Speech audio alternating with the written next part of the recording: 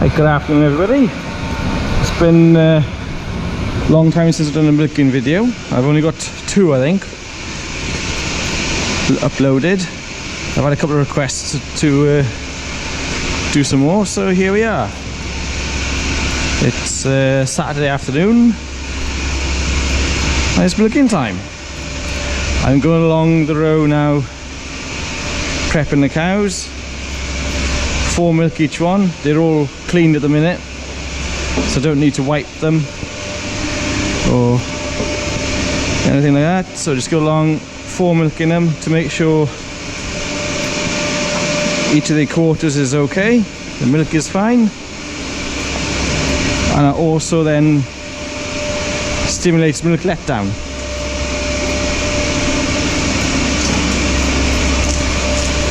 I'll prep half the row, which is 13 cows prepped. That's well, just over half. There's 25 on the side.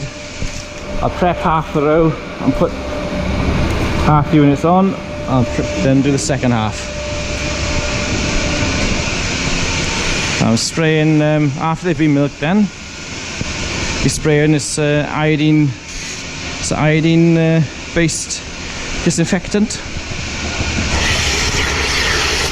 That just stops any bugs getting into the teat after milking, because the cow's teat end will be open for about 20 minutes after they've been milked. So just by spraying that helps prevent any bugs getting in. And it also has a liquid moisturizer in it mixed in with the iodine, and that helps keep the teats nice and soft.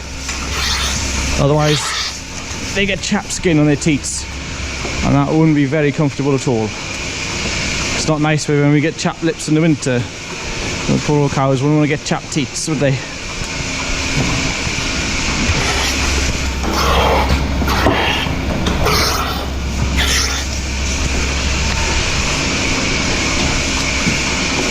Then, this is a claw, milking claw, and these are cups, teat cups you call these. And inside the teat cup, this rubber piece here, you can't see it there now, but you can't see it actually working now, but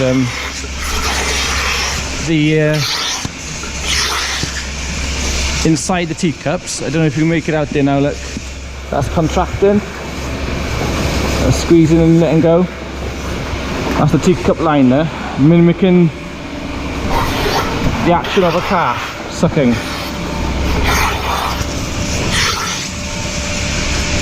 And that just helps let the cow give her milk down.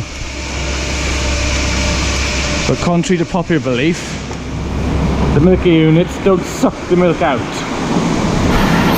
Because if a cow doesn't want to give her milk down, she won't. The vacuum that you hear, that noise there is the vacuum. All the vacuum does is holds the teat cup on the teat. It doesn't actually suck the milk at all.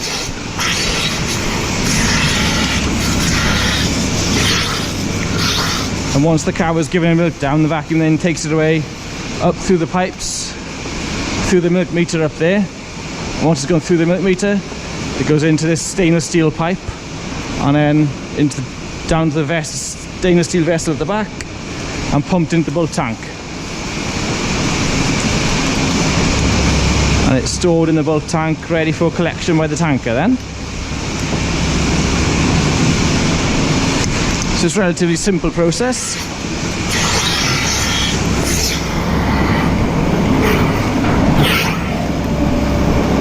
I hear one slip in somewhere.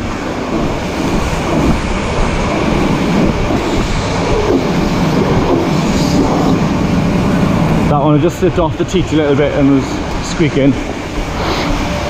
The noise you can hear rumbling is the auger filling the feed hoppers back up.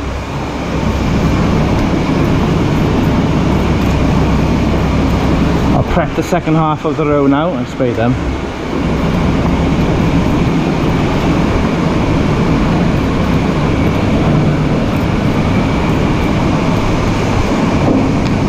As I go along, I'll spray the second half of the row.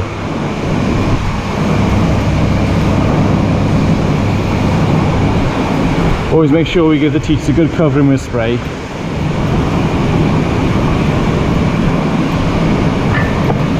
Okay.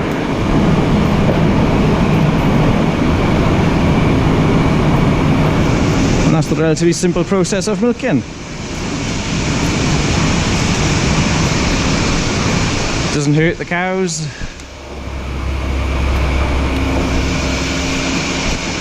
They're quite happy to come in and give their milk to us.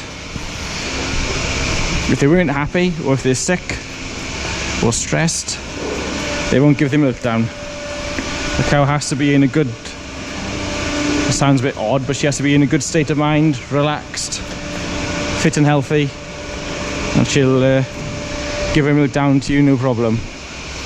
If she isn't, she won't milk out. No matter how much, how long you leave the unit on her, she won't give her milk down if she isn't right.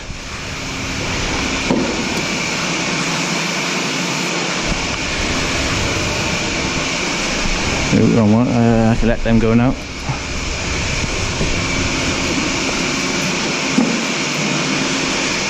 My herd here is a spring block calving herd, which means we calve all the cows. Hey Sylvie.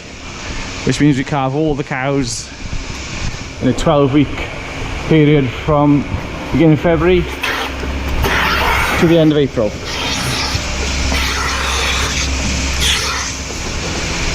Also means then, because we calve quite tight together, come Christmas time, all the cows will be dry, which means all the cows have a holiday for about 6 weeks, and so do we. We don't sell any milk for about 6 weeks, from mid-December until early February.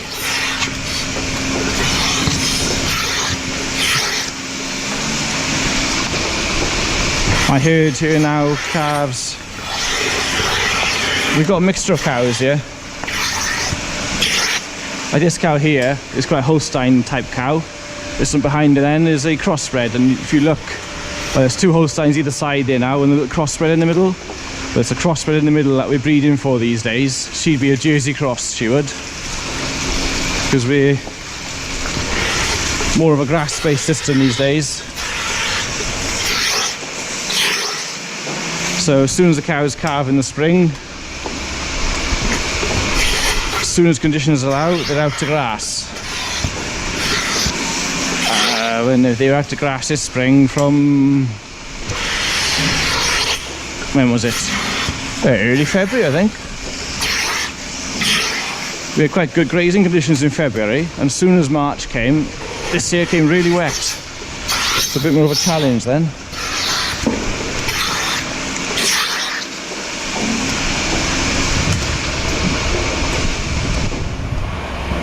So everything calves 2 dairy bulls on my farm.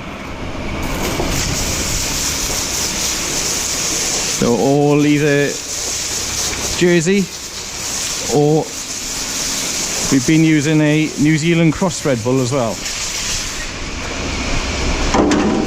So that's what the cows calve to here. All the male calves are taken to market at about 2.5, 3 weeks of age.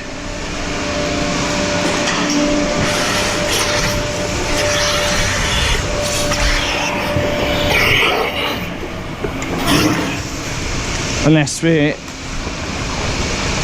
on movement restriction due to TB. If we are, which we are at the moment, we're on movement restriction, we can't buy in anything, can't sell anything, then the calves are collected by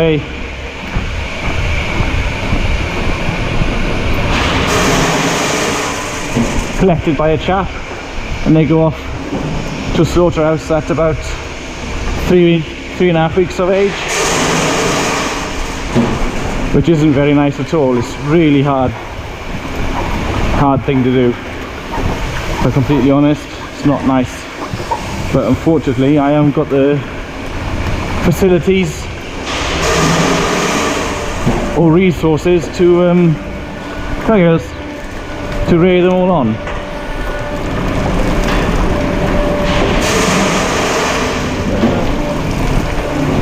So they'll go off to the slaughterhouse, and the meat goes into dog food, as far as I'm aware. It isn't wasted anyway, it goes to feed something. The hides are used, the bones are used in all sorts of things, blood gets used. It is amazing really. Same with cull cows. The cull cow is a cow that's come to the end of her productive daily life. Her meat will go into the meat trade, and then the rest of her is used in a multitude of things. They turn up in paint, they're used for chewing gum, they're used for parts in mobile phones, computers. It is unbelievable where the bits of cows end up being used. Medicines, all sorts.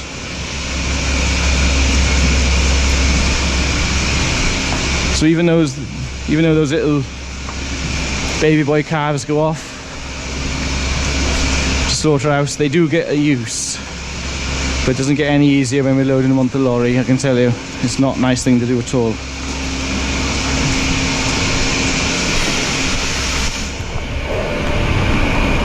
Number 53 is a bit of a slow milker, so I'll put on there first.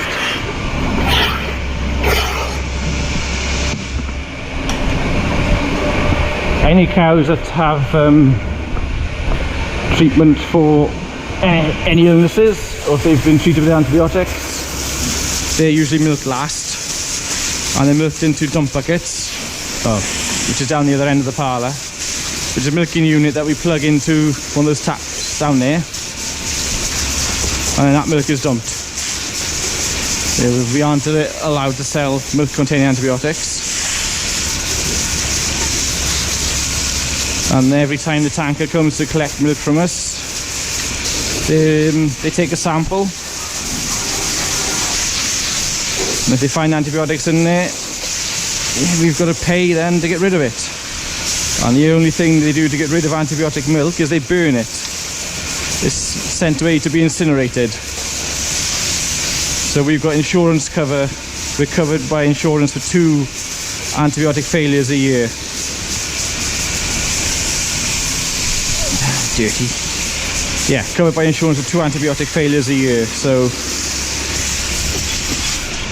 all these anti-dairy people say, oh, milk is full of antibiotics. Well, no, it isn't.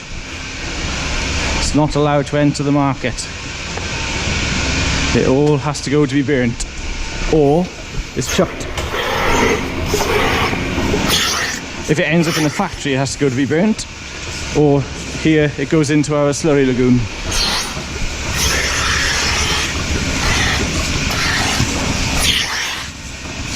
And also we aren't allowed in Europe to use hormones to boost milk production, and quite rightly so, because it's just completely unnatural.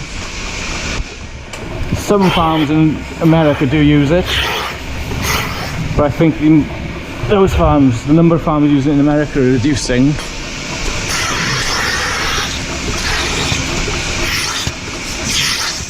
You saw me washing the muck away just then. That water we collect from the plate cooler.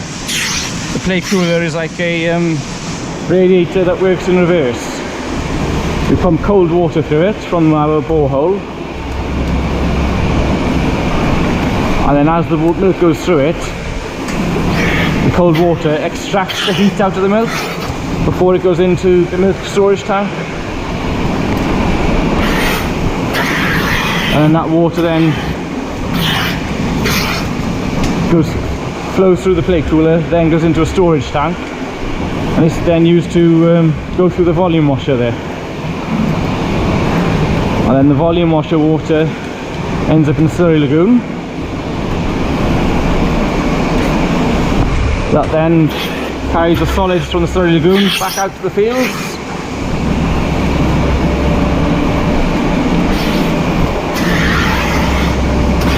and then it filters down. That water filters the liquid from that we apply, the slurry liquid that we apply to fields, gets filtered by the soil and the rock, and the water ends up back in the underground aquifers again.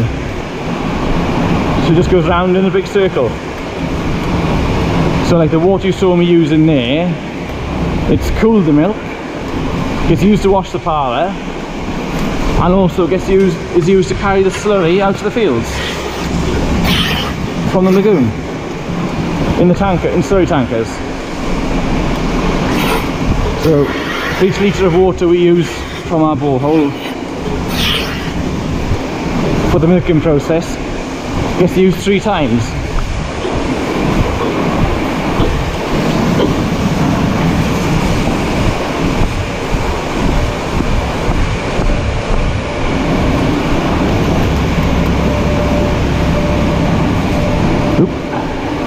Then we also use quite a bit of water for washing the milk plant, milking equipment out.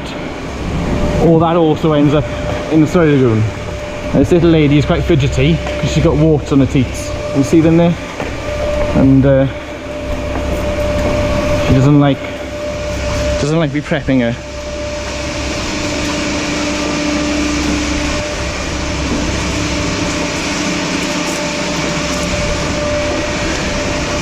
So I don't know what else to say now really. That's pretty much the milking process here at Cotland Farm.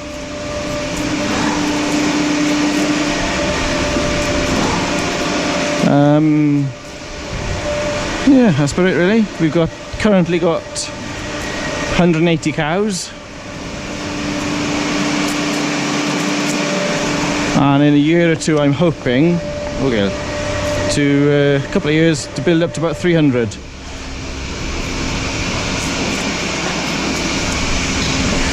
But because the milk price has gone back up this year now, cow prices have gone through the roof. I don't fancy spending big money on cows, because I think in only about another year's time, it sounds a bit doom and gloom now, only about a year's time and the milk price is going to go back down again, I think. And of course we have Brexit as well, which could have upset the apple cart again even more, couldn't it? Straight then. So yeah, but we've got a lot of heifers coming in next year, which will hopefully boost numbers up a bit. So yeah, the grand plan is to get to 300.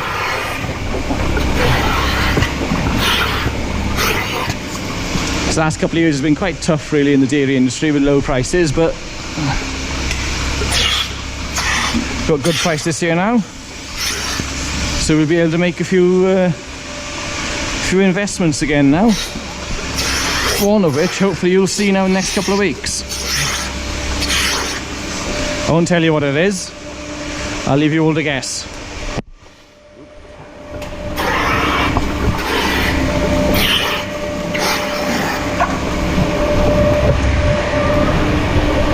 Right, that's probably about it for this video, I think.